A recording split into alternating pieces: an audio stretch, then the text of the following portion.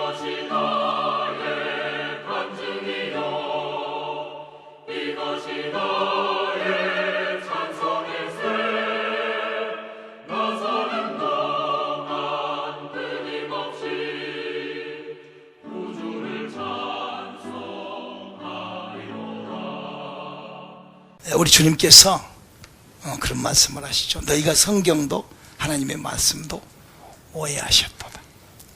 여러분, 사람과 사람 사이에 오해가 생기면 이상합니다. 그 결국 못 살죠. 이 오해라는 게 얼마나 무서운지 몰라요. 우리가 신앙생활도 오해해버리게 되면 엉망진창이 되어버립니다. 신앙생활 자체가. 그렇기 때문에 성경을 똑바로 안다는 건 아주 중요하죠. I was wrong이라고 하는 책을 썼던 짐 베이커 목사가 자기가 잘못된 그 죄를 나중에 이렇게 회개하고 난 다음에 그 사람이 뭐라고 얘기하는 거니? 자기가 그렇게 행했던 것이 사탄에게 끌렸다, 그렇게 얘기를 하고 있어요. 자기는 그때 당시 때는 성령에 충만한 줄 알았는데 그게 왜냐면은 예수를 증거하고 막 이렇게 쇼를 잘하니까 자기가 거기에 굉장히 근데 그것이 사탄에게 끌렸었다라고 그가 얘기를 하고 정확하게 그 사람이 나중에라도 그 영분별을 했던 사람이죠. 우리가 하나님을 오해해서는 안 돼요. 저는 어저께서라 들었어요. 이거는 뭐 공식된 얘기는 아니지만 어제 내가 깜짝 놀란 얘기를 하나를 들었어요. LA 가면은 척 스미스 목사님이라고 아주 유명한 미국의 목사님이 계십니다. 아마 그 빌리그리안 목사님 다음 가는 목사님 정도로 유명해요. 그분의 그 설교가 아주 한국의 그 조영기 목사님하고 설교 패턴이 똑같아요. 그분하고 이렇게 설교 패턴이 그분 조영기 목사 또 그분 이름이 감리교회 목사님이신데 방울이에 있고 하시는 그분 계세요. 그분하고 세 분이 이렇게 설교가 비슷하게 이렇게 똑같은 맥을 잡아서 하시는 분들인데 그분이 교인이 한 6, 700명이 됐대요. 한 20년 전에 한 6, 700명이 됐는데 어느 날부터 부흥이 안 되더래요, 교회가. 부흥이 안 돼서 기도하는데 배나 한 척 사가지고 낚시나 해야 되겠다 그러고는 배를 사갖고 낚시를 다니는데 교회가 2, 3천 명으로 부흥이 되더래요. 어저께 나 낚시 가서 그 얘기를 들었는데 그러면서 하나님이 다 하시니까 자기가 안 해도 그렇게 하나님께서 해줬다. 굉장히 하나님이 다 하신 것 같은 얘기를 하지만 그거는 개똥 같은 소리라고 저는 생각을 합니다. 왜냐하면 주의 종이 그런 열정과 열심과 그런 능력도 없이 가만히 자빠져서 낚시했는데 하나님이 교회를 채워줬다. 그게 바로 하나님을 오해한 거라 이거예요. 구하라 얻을 것이요 찾으라 찾을 것이요 두드린 자가 열린 것입니다. 할렐루야. 하나님이 다 하시는데 얼마만큼 노력을 해야 되냐 이거예요. 광야 백성들이 하나님이 다 하신다고 지네들끼리 그 성경 한번 레위기 한번 읽어보세요. 별짓을 다 합니다. 지금 현재 나온 신문에 나온 것보다도 곱하기 15에서 20 해도 그거 못 당해요. 뭐 성적 타락에서부터 시작을 해가지고 무슨 인과관계에서부터 시작을 해가지고 아무튼 뭐 우리 버전으로 개판 5분 전이야. 그 레위기를 읽어보면 정신이 하나 없었어요. 그래도 하나님은 계속 그들을 가나안까지 끌어가려고 하는데 다 때려치우고 믿음의 사람들만 데리고 갔다는 것. 우리는 반드시 마지막 날 하나님하고 함께할 날이 있기 때문에 우리가 항상 두렵고 떨리는 마음으로 우리의 믿음을 정확하게 정리를 해야 됩니다. 그래서 우리가 그 정확하게 정리를 하고 우리가 내가 받았던 그 첫사랑, 그 믿음의 목사님이 항상 얘기하는 것처럼 첫 매듭, 내가 하나님으로 받은 첫 매듭을 항상 생각을 하고 그래서 그때부터 기도 수첩을 적어놓고 삐뚤어진 거 있으면 다시 수정해 나가고 우리는 그래야 됩니다. 사탄 마귀도 우리에게 그렇게 엄청나게 역사를 하기 때문에 그러죠. 지난주에도 잠깐 말씀을 드렸습니다마는 우리 하나님께서는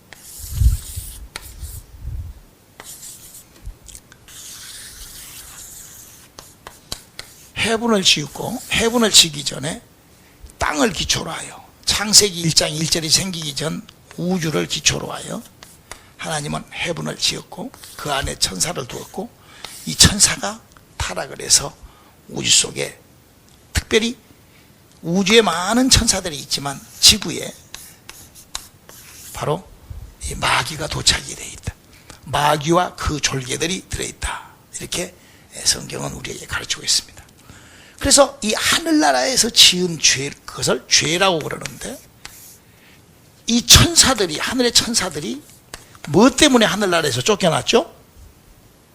죄 때문에 쫓겨났다.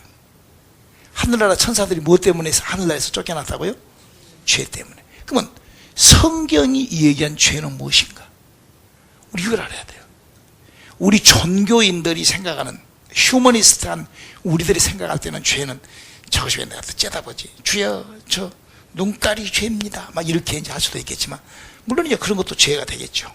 그렇지만 그보다도 원천적인 죄의 10가지를 하나님께서 직접 인간들의 죄는 이것이다 라고 하나님이 하나님의 문자로 가지고, 히브리 문자죠, 하나님께서 직접 쓰시기 시작한다고요. 모세의 돌판에다. 1. 유일신을, 나 위에 다른 신을 섬기지 마라. 유일신을 섬겨라. 2. 나 위에 다른 우상을 두지 마라. 피조물을 신격화하지 마라. 3. 하나님의 이름을 망령되이 취급하자. 하나님의 이름을 잊어버리지 말라. 4. 안식일을 거룩하게 지켜라. 안식이 있는지 확인해라. 이 4가지 것이 죄가 된다. 죄가. 근데 성경은 이 4가지 거를 죄의 근본이라고 한다. 이거 근원, 뿌리, 이 단어를 원죄라고 그런다. 원죄. 그걸 원죄라고 한다. 이거예요. 그러면 이 죄가 왜 인간에게 왜 생겼냐? 성경 그걸 우리에게 가르쳐주고 있어요. 이 죄가 생기게 된 동기가 영이 죽어버려서 죄가 생겼다는 거예요. 영이 죽어버림으로 말미암아 영이 죽은 부작용이라 이거예요. 병이 생기면, 옛날에는 병이 생기면, 아이고, 옛날에는요, 저 어렸을 때는 제가 간질을 했는데, 우리 어머니가 그래도 현대 여성이기 때문에 우리 아들이 이런 병에 들었다고 이랬죠. 우리 옆에서 나와 같이 간질하는 데를 보면은 별짓을 다 합니다. 푸닥거리를 다 하고, 집안에 저주가 들어와서 그런다 하고, 무슨 뭐 귀신이 끼었다고 하고, 물론 맞는 얘기지만 전혀 그런 차원이 아닌. 그래가지고 재수가 없어갖고 집안이 망하려고 하니까 별병이 다 들어왔다고. 말도 안 해서. 그러나 그 모든 병, 여러분, 병이라는 것이 뭐예요? 유전자에 의하여 병원체가 들어와서 생기는 거 아니에요. 이제 그것이 다 공포가 됐죠. 이제 나 잘 모르겠는데요. 그러면 곤란해. 이제 그런 것들이 전부 다 한 염색체에, 체세포 안에 들어있는 유전자들에 대한 그런 것들이 의하여 병이 생긴다 이거예요. 이게 그 원인이 어디서 생기느냐? 그 정자와 난자가 만들어졌을 때, 그 부딪혔을 때, 그가서 형성이 되면서 그 안에 이미 그 사람의 병이 다 그 안에 들어가 있다 이거예요. 그래서 지금은 그런 것들을 거기서 어떻게 해서 이제 빼내고, 그거를, 그래서 그거를 항우석 씨는 젓가락으로 빼내면 좋다고 그래갖고 거짓말해갖고 그 뽀록이 나고 그랬잖아요. 그래서 그렇게 지금은 그렇게 완전히 그렇게 그런 거를 그렇게 이렇게 해버렸다 이거예요. 그러니까 우리가 성경이 얘기한 죄가 뭔가? 죄는 유일신을 모른다 이거. 왜 유일신을 모르는가? 하나님이, 따라서 봅시다. 하나님은 영이시다. 그러니까 영이니까, 영이 아니니까 못 본 거예요. 그러니까 내가 영으로 거듭나야만이 하나님을 볼 수가 있는 거예요. 그러니까 인간이 영이 죽어버렸기 때문에 그냥 나도 모르게 죄를 지은다 이거예요.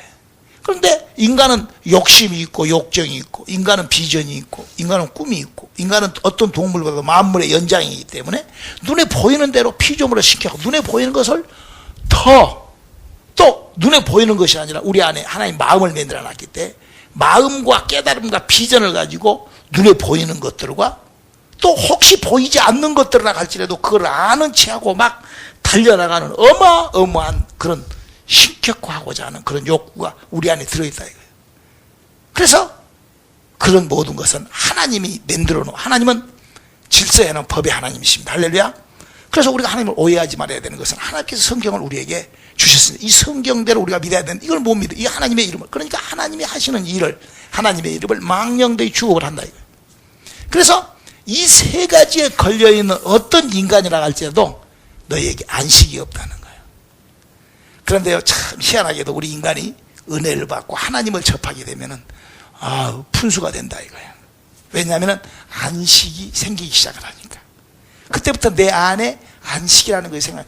그러나 여러분 성령 충만함이 쑥 빠져나가 보세요. 처음에는요 신경질 나고 저러죠. 그 다음부터는 고민생, 죽을 걱정, 살 걱정, 별 걱정을 다 해요. 그래서 아주 옛날에 있는 걱정 플러스 알파 제곱, 막 3제곱 이렇게 해가지고 걱정, 안심이 없어, 안식이 없어져 버려. 그러나 여러분이 다시 또 은혜를 받고 성령으로 충만해야 되고 막 해보세요. 그러면 또 막 노 프라브럼, 노 프라브럼. 있어도 프라브럼, 없어도 프라브럼, 노 프라브럼. 그것이 노 프라브럼이라는 거거든. 그런데 만약에 성령이 또 쭉 빠져나가 봐. 그러면 막 인슐런스부터 생각을 해가지고 별각을 다 생각을 하고 우층과 아래층을 생각을 하면서 그렇게 다시 안식이 없어진다.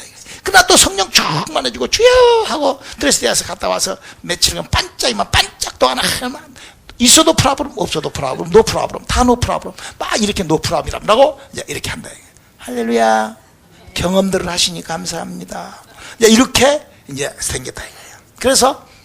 그래서 우리가 성경을 읽을 때 우리가 그러니까 다른 종교에서 얘기하는 것하고는 전혀 죄가 그 스타트가 달라진다 이거예요. 그래서 그 네 가지의 죄 때문에 5가지가 바로 오르메릭으로 감기가 걸리면은 어떤 사람은 기침을 하고 이제 어떤 사람은 그만이고 어떤 사람은 사람이 생기긴 했는데 영이 죽고 이렇게 했는데 아주 간음을 아주 허벌나게 잘하고 어떤 사람은 감기가 걸렸는데 열이 바짝바짝 나는 것처럼 어떤 사람은 배반을 아주 그냥 밥 먹대기 잘하고 어떤 사람 이제 그렇게 6가지의 죄악 가운데 다 걸려 있다 이거예요.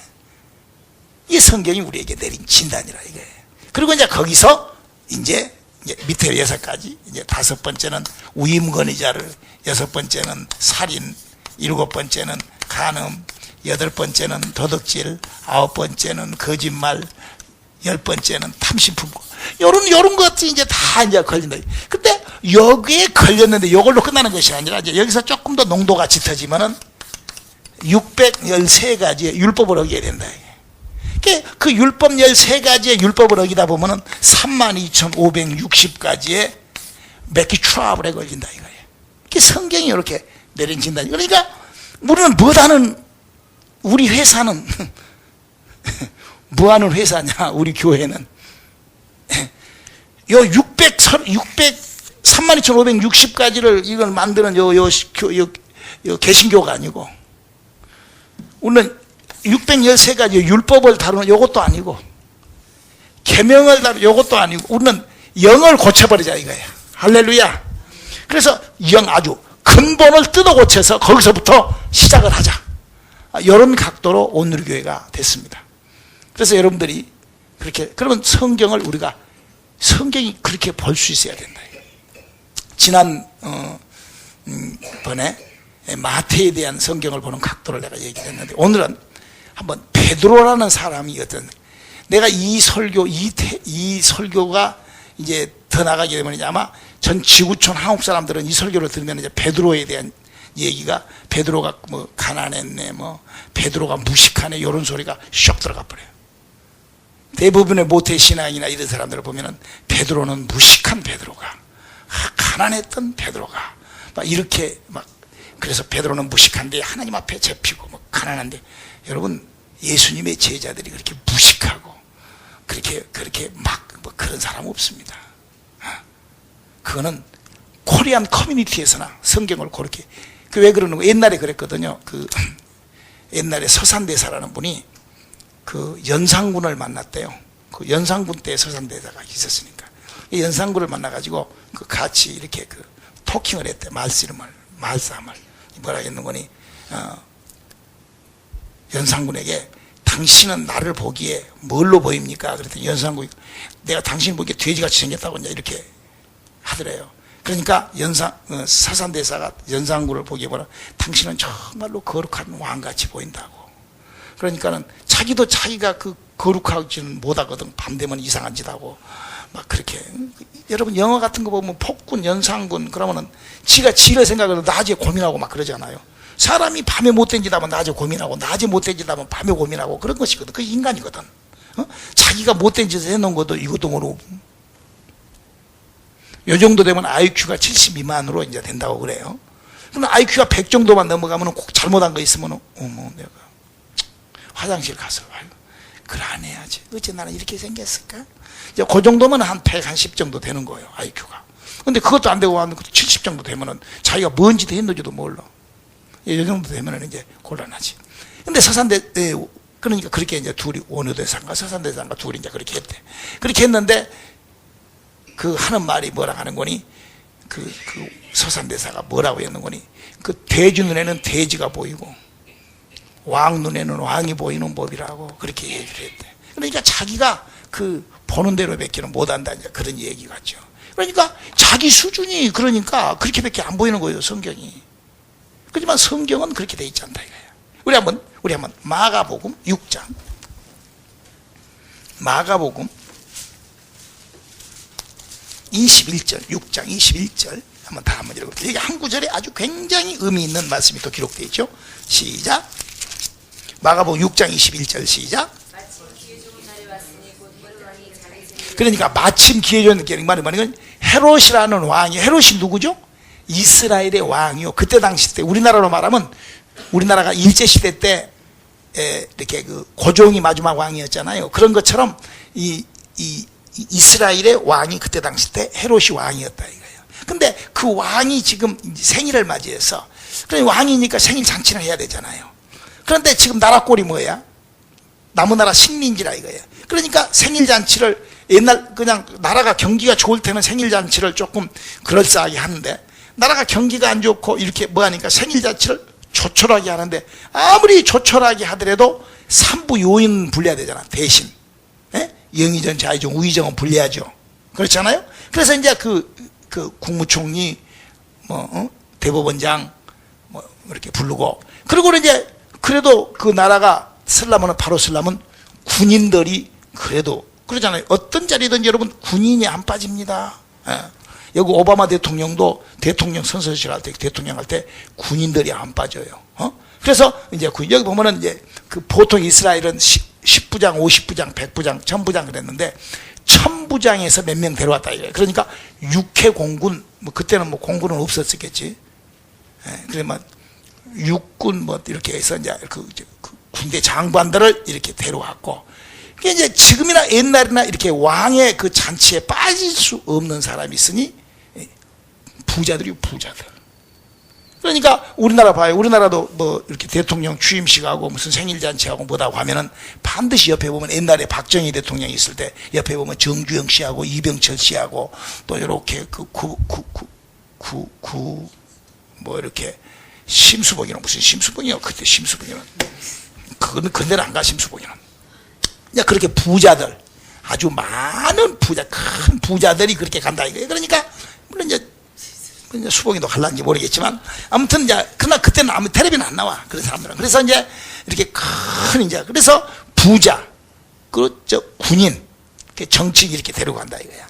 근데 여러분 이스라엘 사람들은 어떤 뭐가 있는 거니? 민주주의, 자본주의라는 것은, 그 자본주의는 부자들은 부촌에서 삽니다. 가난한 사람은 가난한 데 살아요. 여기 보면 여기 뉴욕에서 여기 조금 올라가면은 여기 보면 스카스데일이라는 데가 있어.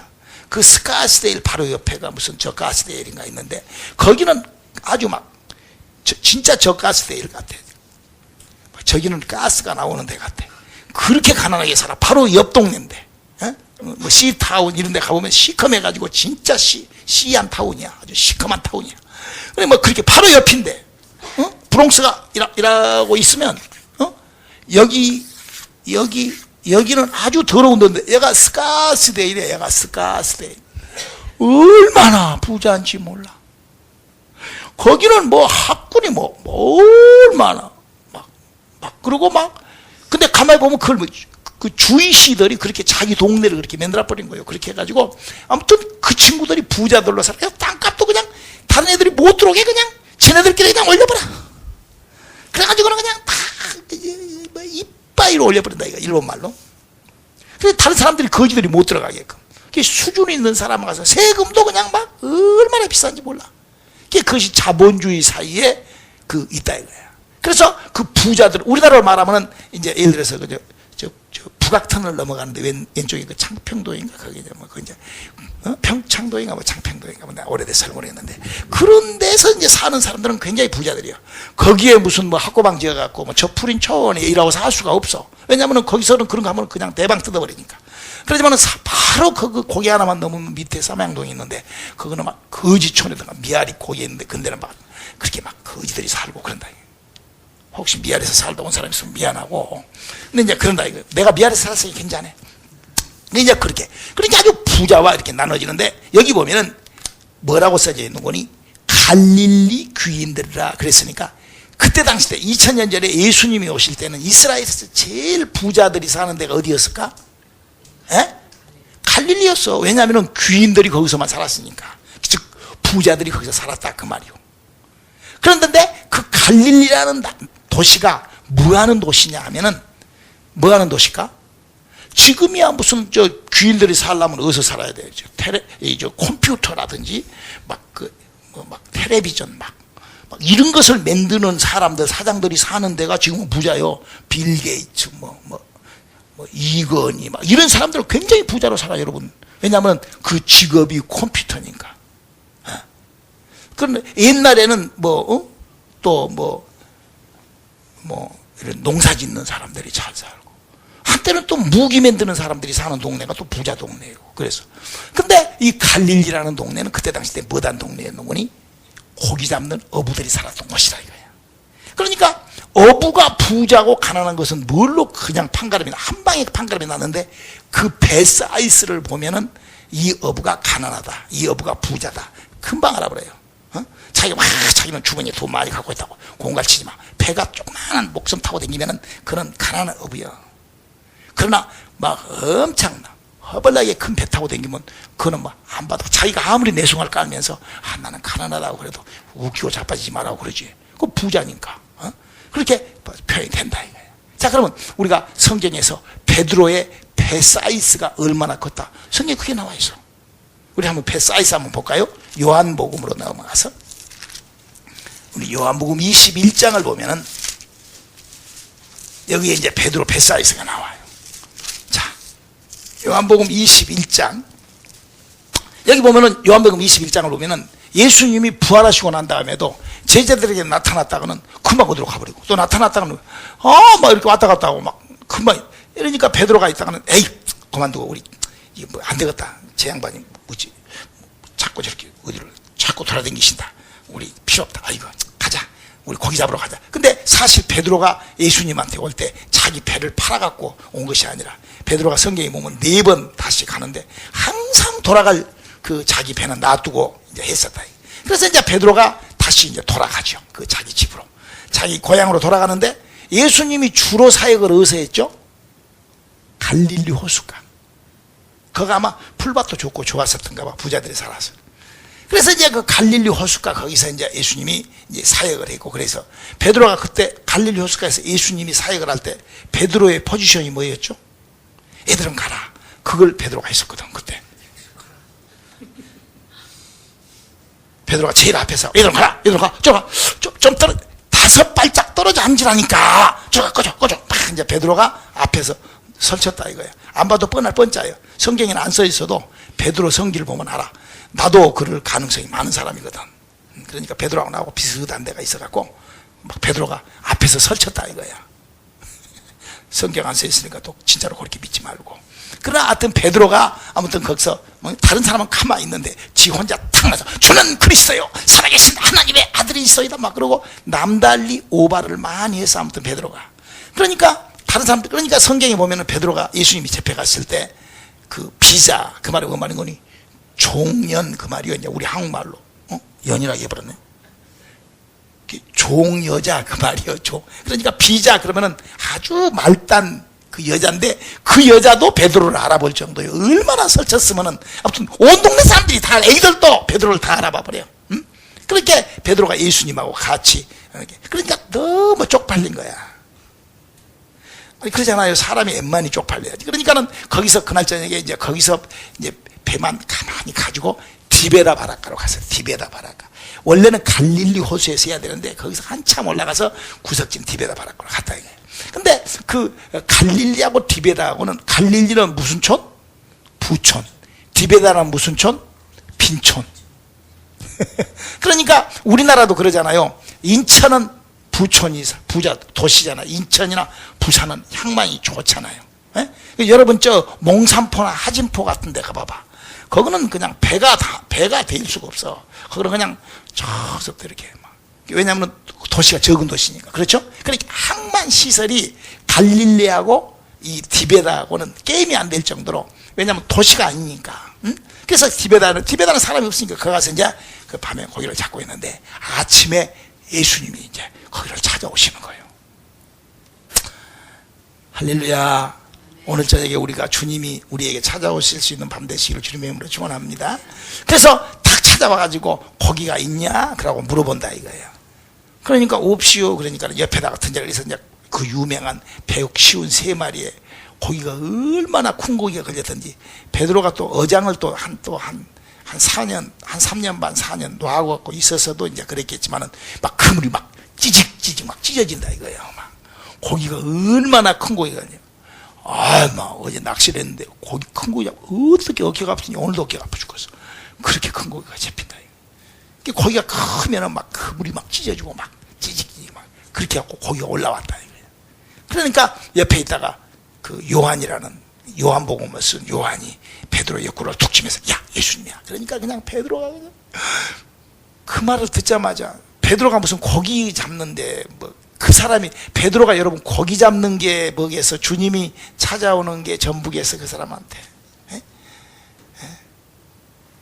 여러분 주님이 찾아온 그 기쁨 이루마. 그러니까 베드로가 그냥 주님이라고 그러니까 그냥 거기서 그냥 수영도 잘하겠다. 그냥 옷 가지고 그냥 팍 수영해갖고 나간다 이거야. 그게 지금 여기에 써져 있는, 우리 한번 자 7절 시작.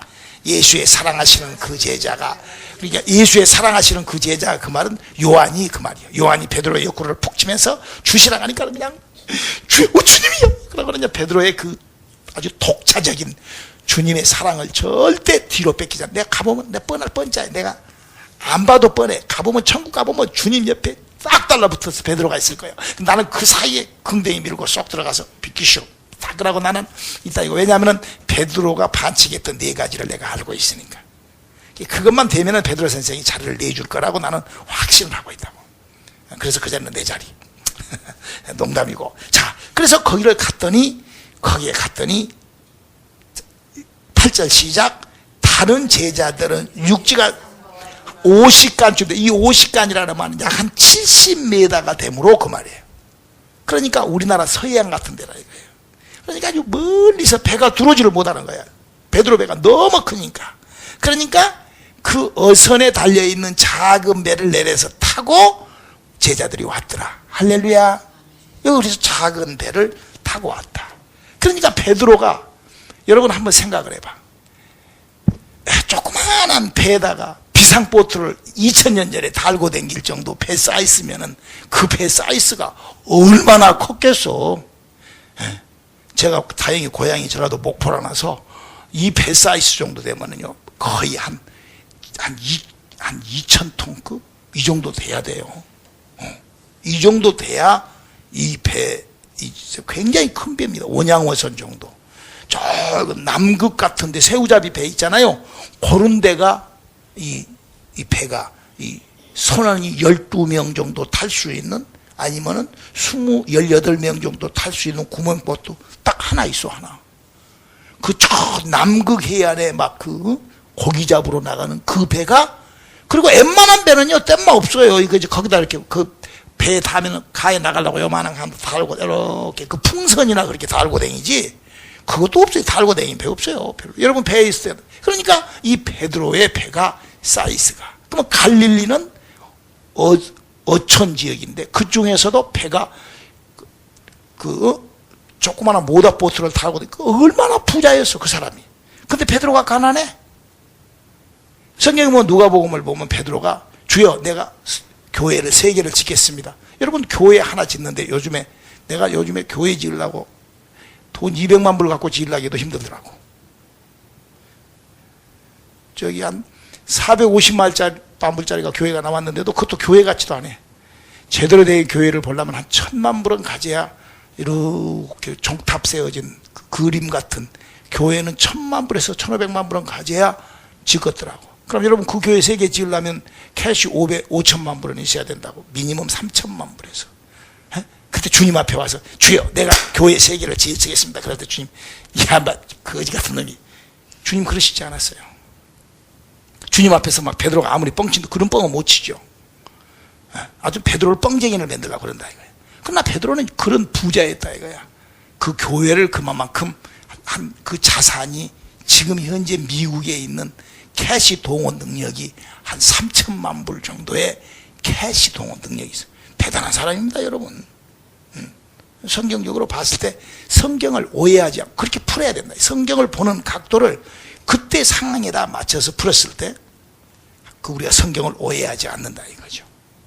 우리 한번 요한복음 사도행전 4장을 한번 읽어봅시다. 사도행전 4장 13절 한번 읽어볼까요?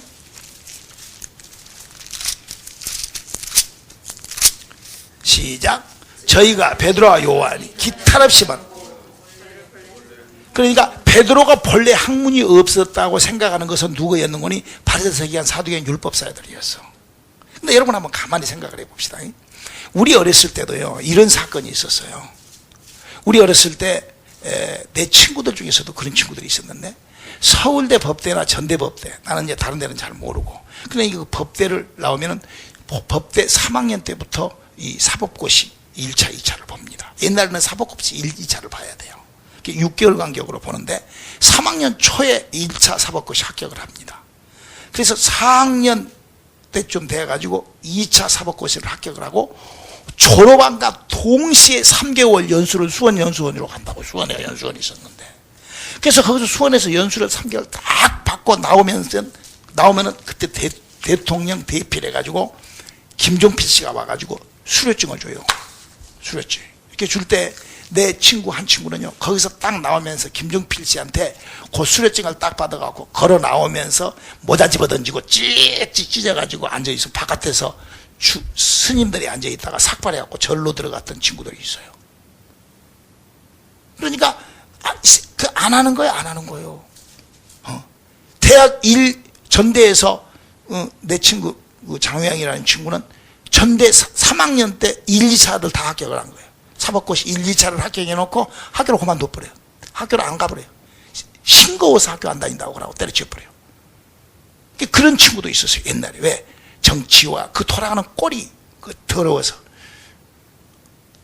어떤 사람은요 그 옛날에 70년대에 미국 온 사람들은요 거의 공항에다가 다 춤 뺏고 온 사람 우리 한국 사람 많습니다. 그 살기가 싫어서. 그러니까 제야에 숨어서 사는 사람이 있다 이거예요. 이 베드로가 그런 사람이라고 저는 봐요. 왜냐하면요 베드로 동생이 안드레입니다. 근데 이 베드로가 안드레를 누구한테 보내는 거니? 베드로는 부자입니다. 지금 가지고 있는 돈도, 여러분 그래도 부자는요 그 시대에 대가리가 돌아간 친구들이 부자거든요. 물론 이제 부모들한테 조금 유산 받아갖고 또 부자도 되지만은 그렇지 않거든요. 그런데 그 친구가 자기 그 동생 안드레를 다른 어떤 그런 가말리아 문화나 이런 데 안 보낸 거예요. 어디로 보냈느냐? 침례 요한의 제자로 보낸다고요. 그러니까 그걸 보낸 것을 어디 보냈냐? 우리 한번 보세요. 이거 보세요. 우리 한번 요한복음 1장을 한번 가보세요. 여기 보면은 이런 그 말씀이 기록되어 있답니다. 35절에 보면 또 이튿날 요한이 자기 제자들 2사람이 있는데 그 2사람이 바로 이 요한복음을 쓴 요한하고 베드로의 동생 안드레예요. 근데 그 안드레가 있는데 이게 지금 침례 요한의, 지금 예수님을 침례 줬던 침례 요한이 그때 당시 때 이제 목회를 예수님보다 3개월 먼저 시작을 했는데, 막 대부흥의 역사가 일어나는 거예요. 왜냐하면 430년이라는 긴 시간 동안 이스라엘에 선지자가 없는데, 이 요한이, 막 어려서부터 막 성령 충만해가지고 막 약대와 막 석청을 먹고 말이지, 막 회개하라 천국이 가까워 있느니라. 뭐, 그러면서 막 아주 그 말씀을 갖다가 들이대서 하는데, 이거 다른 주의 종들하고는 전혀 다르다 이거예요. 그러니까 막, 그러고 있는데, 이제 예수님하고의 만남이 있어. 예수님을 침례를 주고 나니까, 더 막, 요한이 막, 이제는 막 아주 막 굉장했다. 그럴 때, 그 밑에 수석, 장로 두 분이 계셨으니, 요한과 안드레였다. 근데 그 요한과 안드레 중에서 그 안드레가 베드로의 동생이에요. 그래서 그 동생이었는데, 거기 보면은 이 사람이 바로 예수님을 딱 만나고, 예수님을 만난 동시에 누구한테 가네? 형님한테 간다 이거예요. 이걸 봤을 때 여러분, 그 형제 간에 메시아에 대한 얘기, 하나님에 대한 얘기가 너무나 얼마나 깊었으며, 나는 사업차 때문에 이걸 하지, 너는 이렇게 형제 간에 그런 충분한 그 대화가 있으니까, 그래서 이게 뭔 일이 생겨서 제일로 먼저 뛰어갔던 곳이 자기 행에게 가지 않았을까. 보편적으로 우리가 봤을 때 그렇게 되지 않겠습니까? 그래서 가서 또, 이때 이미 우리 한번, 자, 41절 한번 봅시다. 이때 이미 그들은 주는 그리스도의 살아계신 하나님의 아들이라는 걸 안다 이거야. 한번 읽어. 시작. 그가 먼저 자기의 형제 시몬을 찾아 말인데, 우리가 무엇을 만났다? 그렇죠. 주는 그리스도의 살아계신 하나님의 아들을 만났다 이 말이야. 그러니까 그냥 동생을 얼마나 신뢰했으면, 또 자기네들끼리 얼마나 하나님에 대한 얘기와 메시아에 대한 얘기를 했었으면은, 그 아주 그냥 비즈니스를, 배를 놔두고 그냥 한 방에 뛰어와가지고 예수님으로부터 은혜를 받고 이렇게 시작을 한다. 할렐루야. 성경을 보는 각도. 우리가 예수님, 베드로가 그러니까 보통 사람들은 베드로가 어부였다고 그러니까 어부는 거지들은 그러지 않습니다, 여러분. 우리 목포에 가면 남양수산이라는 데가 있는데, 어마어마한 부자예요. 어마어마한 재벌이요, 재벌. 어부라고 다 배가 크고 그 규모에 따라서 다르다 이거야. 이 베드로가 그렇게 그 규모나 그가 하는 그 사업이 그랬었다 이거야. 우리가 성경을 보는 각도, 성경을 보는 정확한 관점이 우리가 있었을 때, 우리가 하나님에 대해서 우리가 정확하게 이렇게 알 수가 있다. 그래서 우리는 정말로 여기서 우리가 한 가지만 더 한번 해봅시다. 예수님께서 요한은 지금 여기 보면은 요한은 침례 요한의 제자였다 이거예요. 안드레, 요한복음에 쓴 요한과 또 예수님의 동생 안드레는 예수님의 12제자에 제일로 먼저 영입이 됐던, 예수님이 개척교회를 누구로 했는 거니? 침례 요한의 두 안수집사, 두 장로를 데려다가 예수님이 개척교회를 했다 이거예요. 그래서 우리가 여기서 뭘 우리가 의미를 하고 있느냐? 교회라는 것은 반드시 주가 그리스도요, 살아계신 하나님의 아들이 있는 그 교회를 우리가 교회로 알고 다녀야 된다 이거예요. 교회를 옮길 때 그냥 심심해갖고 그냥, 갑순이 엄마, 그 교회가 그냥 근데 그 사람들 많다며, 나도 근데 그러니까 글로 가야겠다 이라고 가는 것이 교회가 아니라 이거예요. 그 교회 가면은 날씬해진다며, 정식 때 뭐를 줘? 나도 글로 가야 되겠다. 이렇게 교회를 옮기는 게 아니라 이거예요. 교회는 주님이 계시는 곳을 따라가는 것이 교회라 이거예요. 할렐루야. 그럼요. 그래서 예수님께서도 뭔 교회를 다니는데 그냥 하나님은 여기도 계시고 저기도 다 계시니까 거기서 가만히 자빠졌으라. 주님이 그러시지 않았어요. 주님 뭐라 그래요? 와보라. 그렇게 주님께서 와보라라고 그렇게 아주 끌어당긴다 이거예요. 그래서 우리는 정말 우리가 예수를 믿을 때에 정말 우리가 교회를 옮길 때, 혹시 여러분들 중에 온누리교회를 다른 데로 옮기더라도 그리스도의 여러분의 영혼에 정말로 그런 큰, 내가 정말 내가 저 가서 더 큰 영적 그런 큰 능력을 내가 공부를 더 배워야 되겠다. 이러면은 목사님한테 와서 목사님보다 더 큰 영적 사역을 하시는 분이 계셔서 저는 거기 가서 더 큰 사역을 배우기 위하여 제가 가겠습니다. 그러면 저는 그냥 막 한수를 이빠이해서 주여 스페이스를 더 넓혀서 믿음 생활 더 잘하게 안녕히 가시라고 막 등을 떠밀어서 내가 내보내드린다 이거예요. 근데 대부분이 그러지를 못하니까 환장을 하는 거죠. 환장을 하는 거지. 다른 것 때문에 우리가 이게 오해하지 말아요. 주님이 너희가 나를 오해하였도다. 너희가 하나님의 능력도 오해하였도다라는 말씀을 성경에 여러 번 하시는데, 여러분 사람이 신앙생활을 하면서 오해를 해버리면 이상하게 삐뚤어요. 여러분 부부지간에도 오해하기 시작을 해보세요. 의부증, 의천증이 왜 걸리는 줄 알아? 오해로, 물론 이제 그렇게 해서도 걸리겠지만 오해로 많이 걸린다. 오해로. 그래서 우리가 오해하지 않는 삶, 하나님을 믿는 데는 그래서 우리가 성경을 보는 정확한 그 각도가 있어야 된다. 오늘 제가 그 성경을 보는 각도, 우리는 정말 영이 죽어있기 때문에, 우리 인간이 영이 죽어있기 때문에 오해할 수가 있고, 또 영이 살아난다 할지라도 그 아직 어린 영혼이기 때문에, 그래서 목사님이 우리의 영혼이라는 기능이 우리 속에 있는데, 그것이 어떻게 내가 성장한다는 것을 내가 알 수가 있는가? 여러분 우리의 육체가 어떻게 성장한다는 거 다 알 수 있어요. 애기들한테 뺨을 한 차례씩 계속 맞아보세요. 때려봐. 그래갖고 탕 때려봐. 좀 더 커가지고 한 15살 묵은 애한테 한번 힘껏 때려봐. 그래갖고 한번 맞아보라고. 팍 가버린다고. 애랬을 때 은총이나 이렇게 이렇게 조그만한 애들은 때려도 간지럽지. 때려봐. 딱 때려도 간지럽지. 그러나 육체가 세지면은 탁 때리면은 한 방에 그냥 가지고, 그렇죠? 그러겠죠? 그게 육체가 그만큼 건강해졌다는 거예요. 그게 바로 성경이 말하는 은사라 이거예요. 내가 은사가 팍팍팍 자라버리면 내 영혼이 팍팍팍 자라는 것까지, 내 파워가 팍팍팍 자라는 것까지. 할렐루야. 그래서 하나님께서 우리에게 9가지 은사를 주면서 네 영혼에 그 은사를 우리가 에디팅하라는 거예요. 그래서 은사가 아주 우리한테 일어나는 은사가 아주 체계적이잖아요. 여러분 여기서 우리가 은사를 다시 한번 꼭 여러분 잊지 말라고. 우리가 처음에 성령이 임하시면은 사도행전 2장 1절에 임했던 방언의 은사가 딱 임한다고요. 이거는 누구나 다, 이거는 옛날부터 2000년 전부터 했던 것이니까, 무슨 어떤 사람은 또 그럼 방언 안 임하면 성경 그렇게 써, 그러면 네가 요새 아주 성경 그렇지 않아도 개혁하는데 개혁 신판을 또 만들어.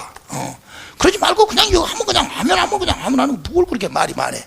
이제 두 번째로 어떤 이 방언을 받고 나면은요, 신비스럽게 성령을 받고 방언을 하고 이런 사람들은 말씀이 그렇게 읽고 싶어요. 말씀이. 그러니까 말씀을 많이 읽다 보니까 말씀에 지식이 생긴다 이거예요. 할렐루야.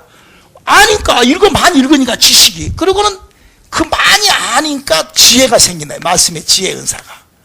그러면서 많이 알아지니까 믿음이 생기죠. 믿음이.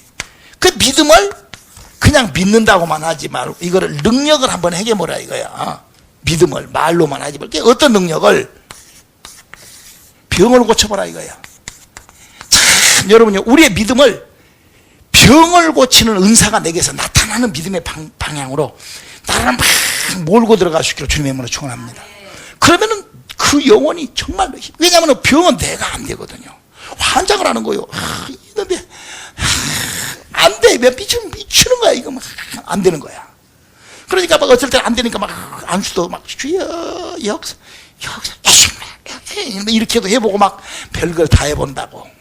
그러나 그렇게는 하지 말고 주물르라고 돼 있지는 않으니까. 어떤 사람은 또 두드러 패요. 우리 한국에 옛날에 어떤 사람은 눈꺼를 주셔버려. 눈꺼를. 그래갖고 눈이 퍽 이렇게 멍이 들어가고 그런 사람도 있어. 막 불덩이, 눈이 쥐가 뭐지 보여? 그러면 불덩이 보이지. 불덩이 바짝바짝. 그러면 은사 받았다고. 무슨 개똥 같은 그런 거 물리적인 것 말고. 그리고 이제 병을 고치고 나니까 그 병을 고치는데 이 병을 운반하는 운반책들이 영들의 세계가 나온다 이거예요. 그러니까 일곱 번째로 영 분별을 한다. 영 분별을 한다. 그러니까 영 분별을 하는데 그 영 분별을 하니까 영이 말을 하는 거다. 듣는 수가 있다고. 영을 분별하니까. 그렇죠? 그래서 통변한다고, 통변을. 그리고 이제 아홉 번째로, 영의 소리를 들으니까 영의 소리로 애언을 한다, 이거, 애언을. 이렇게 해서 이게 착착착착 체계적으로 이렇게 방언이 마치 숫자를 이마듯이 이렇게 여러분 그렇게 할 수 있기를 주님으로 축원합니다. 그렇게 하는 것이 정상적이고 좋다. 하나님을, 이게 어떤 사람은 시원찮으니까 시큰둥하게 랄랄랄라 뭐 실제고 통변한다고 그러면 완전 정신 빠진 소리 하고 있다 이게. 우리 그렇게 해서는 안 된다고. 물론 이제 그런 은사가 임할 수도 있겠지만 절제하고. 나는 방언, 어떤 분들이 오셔서 한번 방언 통변의 은사 저는 받고 싶어요. 그런 사람 보면은 저 사람 참 성질도 참 이상한 성질. 이거 남 기도하는 거 자기가 알아갖고 못 하려고 그래. 그거 참 이상한 사람이요. 아니 남 기도하는데 자기가 그 소리 들어갖고 알아갖고 뭐 좋을 거 뭐가 있어. 그 뭐 때문에 방언 통변의 은사가 나는 줄 그게 뭐요. 그러면 또 뭐라 그렇게 얘기하면 그럴 거야. 아이고 그래도 내가 뭔 기도를 하는지. 아니 자기가 뭔 기도할 제목도 몰라. 아니 내가 하는 기도 제목도 모르고 저요 중원보원하고 앉아있어. 내가 뭔 기도를 해야 되겠어 지금. 우리가요 참 이 은사를 우리가 좀 합당하게 이렇게 신앙생활을 오해하지 않는 신앙생활 하시기를 주님으로 축원합니다. 기도하시겠습니다. 주여 우리의 신앙생활에 오해가 없게 도와주시옵소서. 예수님의 이름으로 기도드렸습니다. 아멘.